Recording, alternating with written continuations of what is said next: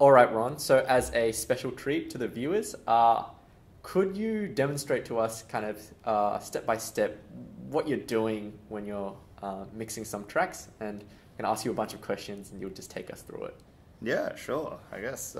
So for the sake of the viewer, we're going to just do this sitting down in this university classroom, but let's imagine that we're in a really cool club. And then we'll imagine that I'm, standing up as opposed to sitting down. So actually involved in what's going on with the crowd rather than just sitting here looking like I'm writing an exam.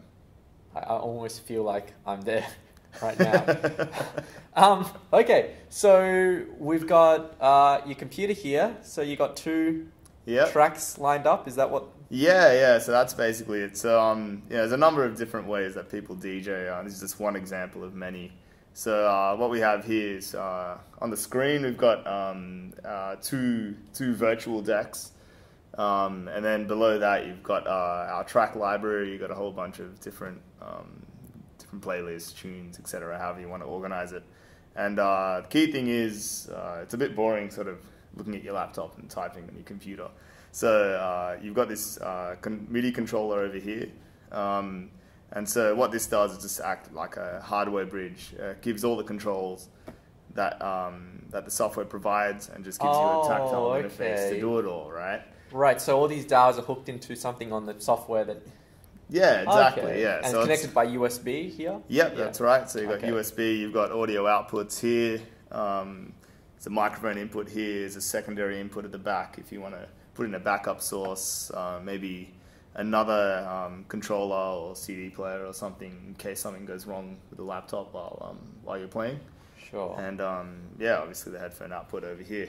So so the cool thing is having the tactile interface over here means that instead of sort of I need to find this track and scrolling around with the mouse and looking like you're checking your email in the middle of the gig, you've got like your controls over here to flick through your various flick through your playlists. I know it's just like a mouse wheel, like it really is, but it just looks cool when you're doing something on that. It's a lot easier for us as well because I guess like the stage presence is one thing that is important because if you look like you're checking your email, everyone else is going to think you're checking your email as well. And I never thought about that. It's such an interesting world. I often think that DJs they live with the music much more than your casual kind of slippers at home listening to music on the turntable kind of folk. Yeah, I guess it's true, but everyone loves music in one way or another. So you put your headphones on and then so I'll don the headphones, find the first track that I want to play. Sure. I've already loaded one here in this case, but so say this is the beginning of the track, and maybe I'd want to find a certain point in there, maybe a bit later on or a bit earlier, where I want to start playing the track. So in this case, we'll just start it from the beginning. I suppose that makes sense. And and that's auto-generated all those. Yeah, that's right. So what you've got here is a waveform of the track. And the colors represent different frequencies? Yeah, that's right. Okay. So normally the red is your kick, etc. This isn't really the case on all DJ software, but it's mostly the case. And then this little waveform on the side over here, I don't know if you guys can see that, but that's just basically an overall waveform of the whole track. The cool thing is that you can easily find a point in the track. So say you just want to go to the main build-up of a song, you can just find relatively where it is and then you can just scrub to it. Okay, so that's like the high-level navigator. Yeah, exactly. So say if I wanted to, I need to go here. I'm there. I mean, instead of so you've got a bit more, almost like a bit more of a visual relationship with the tracks that you're mixing as well. Yeah, that's true. It's an upside and downside of using software-based solutions. A lot of people that especially start off with software-based DJing solutions, they start to use the visual aspect a lot more, and that can go really wrong when if it stops up the analysis or if all of a sudden I have to start mixing by ear, which is what everyone normally does anyway. It reminds me very strongly of Dance Dance Revolution, to be completely honest. Yeah, you're like, the red ones when I press the left button. Yeah. Yeah. All right. Okay, so say I've got this other track that's loaded up here as well. You can probably have a look and see that the tempos are different here. And normally we'd notice that when we mix by ear, but you can see it visually in the software as well.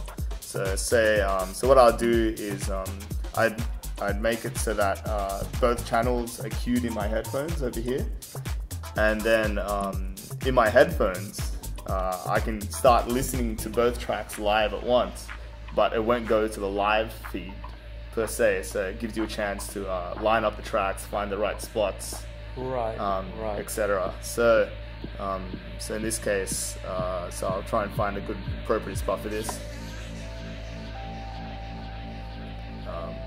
So in this case, what I'm doing right now is I'm listening, trying to see whether this song is faster or slower than the one that's live, and then I'm going to be working to try and get it back in line.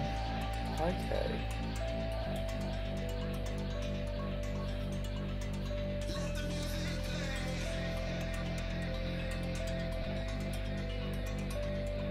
And what we're hearing right now is what you are hearing. Right now, I'm hearing both songs. Right now, you're hearing one. And then what you'll find is when I'm ready to drop it in an appropriate point, I'll start to introduce the second song.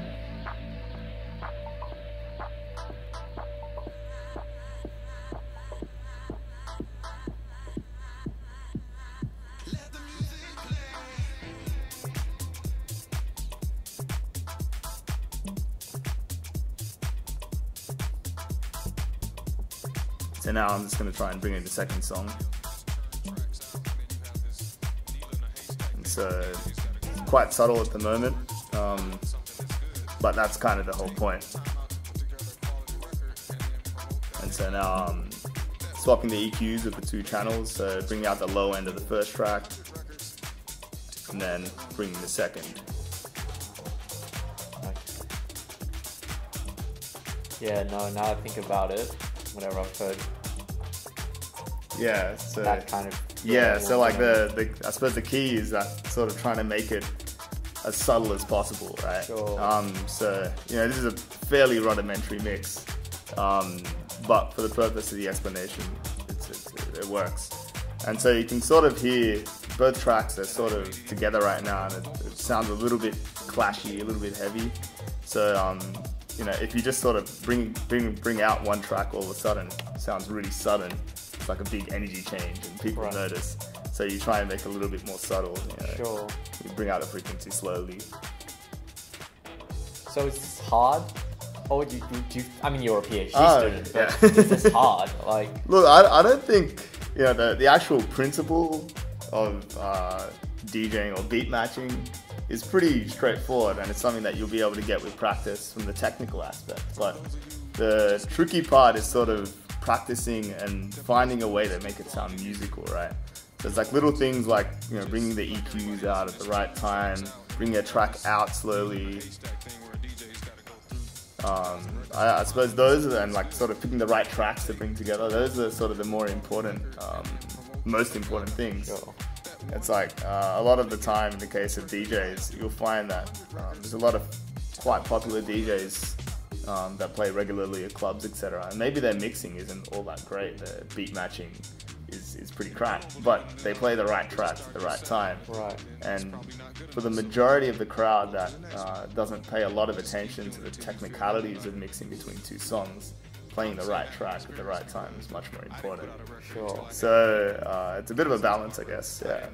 And if you want to get started with this, you just need one of these consoles and software and So there's a good thing is these days there's a whole bunch of controllers and various bits and pieces of hardware that are out there that from like really low price points. This controller, I don't know. I think this one's discontinued now. But when I purchased this, I purchased it for, I think it was $350, And in terms of what you need it to do, it does everything. You know, you got 2-deck control, you've got transport controls. It's got its own audio interface built in, so you just plug in straight into your venue's mixer, and you've got mic inputs. You've got effects if you want it.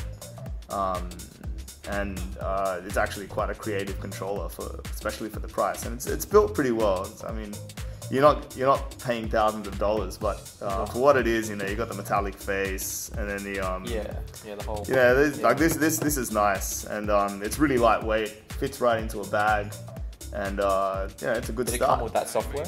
Yes, yeah, they do. Yeah, most of the controllers come with included software. Yeah, and so now you know, your usual suspects, probably, so Pioneer have a bunch of controllers out there from the entry level, and then there's a piece of software maker, they make a piece of software called Traktor, Native Instruments, and they also have their own line of hardware controllers that are integrated perfectly with their software. Sure. I think they start at like $500 and they're built like tanks.